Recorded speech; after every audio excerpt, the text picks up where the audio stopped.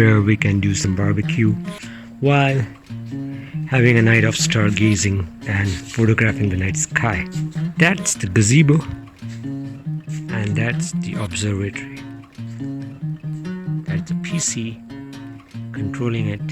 The Microsoft laptop too. I'm planning to upgrade it, but then as of now it's doing the job pretty well. It's pretty fast. Damn, very fast in fact. SSD inside. So that's the rig. That's my big scope Skywatcher. These incredible images that you see out here, these are astro images taken by me from my backyard at Palm Jumeirah. Pretty much a pristine sky, and yeah, you can do a lot out of that sky. Here's my monochrome deep sky cooled astrocam, and this thing can cool the chip inside the camera to negative 20 degrees below ambient temperature. Now what does that do?